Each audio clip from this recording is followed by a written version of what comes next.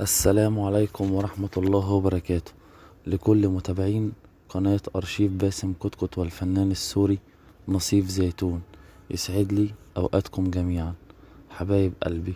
فيديو اليوم نصيف زيتون يشوق جمهوره للألبوم الرابع.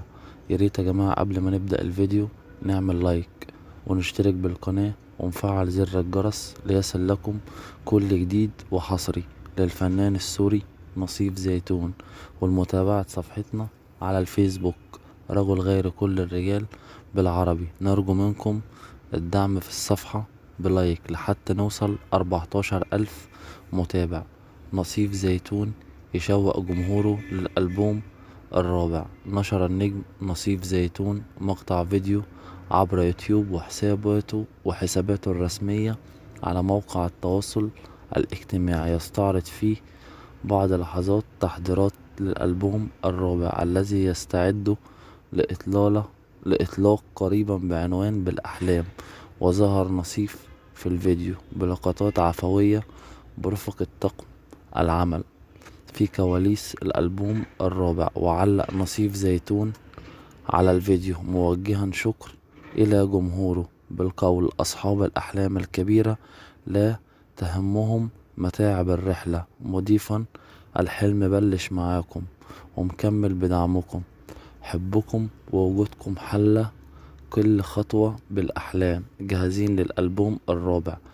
وهذا ويستعد نصيف لإصدار أغنية جديدة للألبوم بعنوان حبيبي وبس. كان الموافق يوم الثلاثاء. نصيف زيتون يصدر الألبوم الجديد بالأحلام، استمع إليه كاملا في بث مباشر على موقع التواصل الاجتماعي. أعلن نصيف زيتون عن إصدار الألبوم الجديد بالأحلام بشكل كامل دفعة واحدة. وفي التفاصيل خرج نصيف زيتون مساء أمس في بث مباشر على الانستجرام، وكان عنوان البث نفس عنوان الألبوم بالأحلام.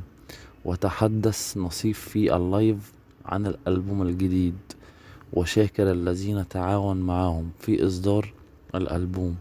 وبعدها قام نصيف بمشاركة إعلان تشويقي عن الألبوم يتضمن عدة ثواني من كل أغنية، وعلق عليها: مثل ما وعدتكم الموعد قريب وباقي ساعة على الألبوم بالأحلام. تراقبوا كل ساعة أغنية، بدأت من الساعة 6 بتوقيت دمشق وبيروت. ناطر أعرف الأغنية الأقرب لقلبكم. الألبوم تضامن 8 أغاني، وهي حبيبي وبس، كراميلا، حب جنون، كل سنة وانت طيب، تعال نرجع، بالأحلام، كوني عاسقة ليا حبيب.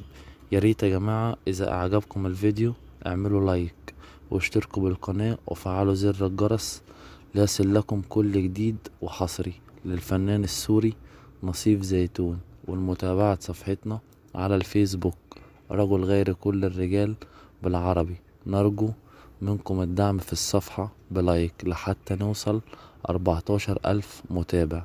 أشوفكم الفيديو القادم، والسلام عليكم ورحمة الله وبركاته. أشوفكم الفيديو القادم حبايب قلبي، سلام.